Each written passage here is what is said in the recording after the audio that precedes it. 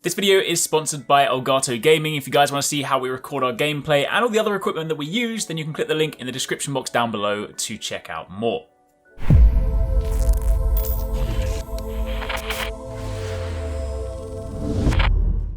Yo, what's going on guys? HyperX here. Welcome back to another video for Elden Ring. And of course, the closed network test is fast approaching. I had a chance to jump in thanks to the awesome guys over at Bandai Namco. And today I want to put together a list of 10 things you should do or you should look out for if you're jumping into the closed network test, especially given that of course you have access in limited time windows. Then hopefully this video should give you some things to think about. So if you guys do enjoy this, you do find this helpful, then a like would be super appreciated. Comment down below, let me know what you want to do first when you jump into the demo or the test. And of course, if you guys have been enjoying the Elden Ring content, make sure you subscribe because we'll have plenty more coming your way, of course, once the game launches. So to begin with, in at point number 1, kind of obvious, but I do want to call it out, make sure you go to the tutorial cave. I mean, I would say go anyway, even if you have played Souls games before. If you haven't, definitely go. Basically, as soon as you spawn into the game, there is of course a doorway in front of you, a golden tree. It may well be quite tempting just to run that way, but instead take a right, drop down to the cave, and this is basically a short tutorial area. It will teach you about the mechanics. It'll teach you about some of the new mechanics, things like guard counter, or weapon abilities, so it is definitely worth doing. So yeah, make sure you drop down there. It'll then circle you back, bring you back to that starting room, and you can then go from there. Moving on from there to point number 2, by spirit summons from Kale. When you go and you walk out of the cave, you get to the lands between, you approach the first site of grace, and then not too far in front of you is sort of like a derelict church. If you head over there, you'll meet Kale. He looks like Santa Claus from a distance, and he is basically a vendor. And if you go and speak to him, you can purchase spirit summons. In the test, as far as I'm aware, there are only 2. There may be some more hidden that I just didn't encounter, but he sells the Pack of Wolves and the Spirit Sorcerer. I would say if you're only going to buy one of them, buy the Pack of Wolves. You'll have enough runes to buy one to begin with. You can always come back and get the other one, but the Pack of Wolves are definitely very useful.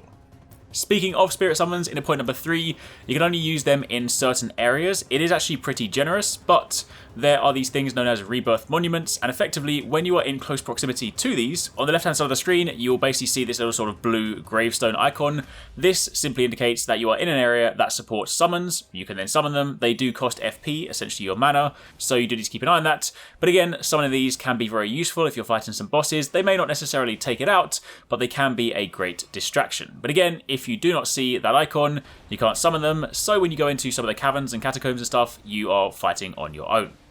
Moving on from there to point number 4, flasks can actually be replenished from killing groups of enemies as well. Flasks are of course important because it's how you heal, how you restore your FP, and while of course in the traditional manner you can go to a site of grace and you can restore them, in this game, sometimes when you're out in the open world and you defeat groups of enemies, this appears to only function in the sort of open world, like the lands between. If you go into sort of some of the catacombs or you go into like the castle, this doesn't appear to apply. But when you fight enemies that are considered a group, sometimes when you defeat them, then you can replenish some flasks. The number of flasks you replenish will of course depend on the difficulty or the kind of concentration of enemies, but regardless, it is just another way to replenish flasks when you're out and about. Moving on from there to point number 5, just a quick one, but if you are in a dangerous situation, then don't forget you can summon your horse, provided of course you are out in the open world. Again, you can't do this in a dungeon, but summoning your horse is a quick way to basically just get out and quickly dash away. And of course, on horseback, not only can you use your weapon, but you can also consume your potions. So kind of like if any of you guys played Monster Hunter Rise, you will jump on your Palamute to sharpen your weapon. Think of it like that as a quick escape. If you guys want to know how to get your horse, you simply need to activate the 3 main sites of grace. Which brings me on to point number 6, which is that the sites of grace, at least the sort of quote-unquote main ones, will point you in the general direction of the next one. If you go out the door to the very first one, you will see there is a sort of golden line emanating from that to the site of grace in the castle or the sort of cathedral near Kale. And then after that, there is a golden line that points you towards the next one outside the front of the castle. Basically, in a game like this where you have the ability to go anywhere you want, if you do want some guidance, you can use these lines to direct you. And upon going to the third site of grace, make sure you don't just activate it, make sure you actually sit down. This will begin a cutscene, and at the end of that, you'll be given your horse. Moving on from there to point number 7. Also, don't forget to buy a crafting kit going back to Kale. You can, of course, fast travel if you need to, provided you have, of course, accessed the different sites of grace. You can fast travel to them. Going to Kale and buying a crafting kit will allow you to craft some basic consumable items. This recipe, this sort of list of items, can be improved over time as you sort of find different recipe books, but it is a useful thing to have. Then moving on from there to point number 8, of course, look out for roaming enemies and bosses. This is definitely one of those games where you want to explore. Like, you are rewarded for exploring. Sometimes there are obvious things. You simply walk out the door at the beginning, there's the guy on the golden horse, you go into the swamp, there's the dragon. But then if you go off the beaten track, you work your way through some caves and catacombs, you will find lots of different bosses. Some of them are sort of just boss-like enemies, large enemies to fight. Other ones are actually named bosses. So effectively, explore and look around for them. Point number 9, keep your eyes peeled for teardrop scarabs, or as I like to call them, treasure dung beetles.